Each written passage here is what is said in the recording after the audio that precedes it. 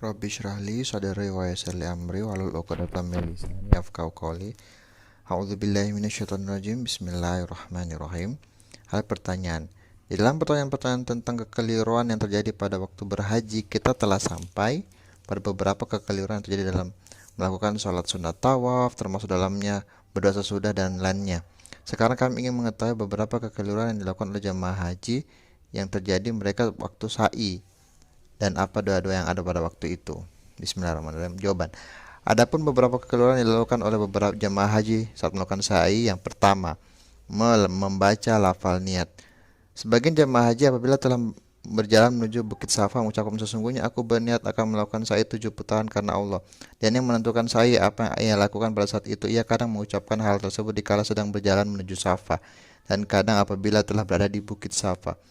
Tadi kita sebutkan bahwa melafalkan niat itu termasuk bid'ah, karena Rasulullah SAW belum pernah mengucapkan niatnya itu secara baik secara sembunyi-sembunyi ataupun secara jelas. Allah telah berfirman, sesungguhnya telah ada suri tauladan yang baik dari diri Rasulullah bagi siapa yang mengharap Allah dan hari akhir dan berzikir kepada Allah sebanyak-banyaknya. Surah Al-Ahzab ayat 21.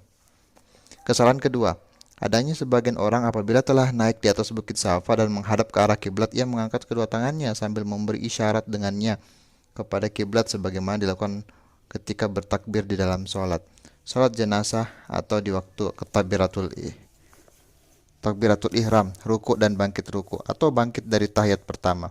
Yang mengangkat kedua tangannya seperti itu hingga setara dengan kedua pundaknya sambil memberi isyarat ke kiblat. Ini adalah kekeliruan, karena yang diajarkan oleh Rasulullah SAW dalam masalah di atas adalah mengangkat kedua tangan dan berdoa. Ini berarti bahwa mengangkat kedua tangan di sini adalah untuk berdoa, tidak mengangkatnya seperti bertakbir. Oleh karena itu, ini apabila terjadi seseorang yang naik ke Bukit Safa, hendaknya ia menghadap ke kiblat dan mengangkat kedua tangannya untuk berdoa dan berzikir dengan zikir yang dianjurkan oleh Rasulullah SAW. Kesalahan ketiga, ada pula sebagian jamaah haji yang berjalan di antara Bukit Safa dan Marwah seperti jalan biasa. Ia tidak berlari kecil di antara dua tanda hijau. Yang demikian itu menyalahi sunnah, karena Rasulullah SAW berlari-lari kecil pada jarak antara dua tanda hijau tersebut, yaitu tanda yang letaknya lebih dekat ke Bukit Safa daripada ke Bukit Marwah. Yang disyariatkan bagi setiap orang apabila telah sampai pada tanda hijau yang pertama, maka hendaknya berlari-lari kecil semampunya dengan syarat tidak terganggu dan mengganggu orang-orang.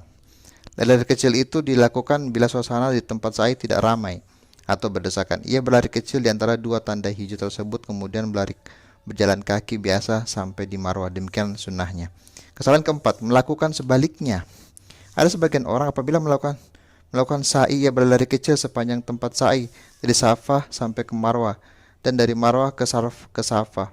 Maka dari perbuatan seperti itu terjadi dua kerusakan atau lebih, yaitu pertama menyalahi sunnah, dua mempersulit diri sendiri, di mana sebagian di antara mereka merasakan kesulitan melakukan ini, tetapi ia memaksakan diri karena berkeyakinan bahwa yang demikian itulah yang sunnah. Maka Anda perhatikan orang berlari kecil mulai dari Safa hingga sampai di Marwah dan sebaliknya, dan demikian ia melaksanakan cara sa'i hingga selesai. Di antara mereka ada pula yang melakukan hal tersebut bukan menginginkan kebajikan, melainkan karena tergesa-gesa karena ingin cepat selesai. Ini tentu lebih buruk daripada yang sebelumnya, karena yang satu ini mengindikasikan ketidaksukaan terhadap ibadah, kejemuan, dan senang jika jauh daripadanya. Padahal seseorang muslim seharusnya tenang hatinya, lapang dadanya dalam ibadah, dan lebih suka bila melakukan ibadah yang tenang dan khidmah, sebagaimana diajarkan oleh Rasul. Kesalahan kelima, ada sebagian mereka yang membaca firman Allah, inna safa wal marwah min sya'airillah,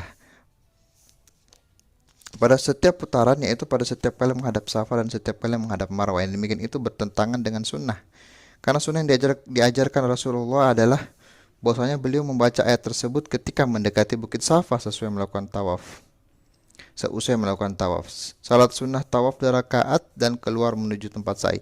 Maka tatkala beliau mendekati Safa membaca, inna safa wal marwata min sa'arillah abada'u bima bada Allah.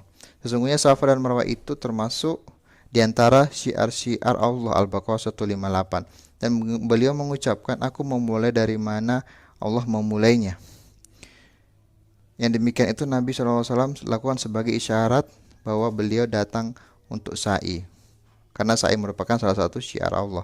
Bahwasanya beliau memulainya dari syafa karena Allah menyebutnya dimulai dari syafa. Maka dari itu membaca ayat tersebut menjadi diisyaratkan dikala akan melakukan sya'i, yaitu di saat setelah mendekati syafa. Kesalahan keenam, ada sebagian jemaah yang sa'i dengan mengkhususkan doa tertentu untuk setiap putaran. Kami telah menjelaskan di muka bahwa yang demikian itu termasuk bid'ah. Kesalahan ketujuh, berdoa dari sebuah buku yang tidak jelas artinya. Yang kesembilan, sebagian jemaah ada yang beranggapan bahwa satu putaran sa'i itu adalah dari safa ke safa lagi. Kesalahan ke-11, melakukan sa'i dengan memakai kereta dorong tanpa ada uzur syar'i. Subhanakallah wa bihamdik, astaghfiruka wa atubu ilaik. Wassalamualaikum warahmatullahi wabarakatuh.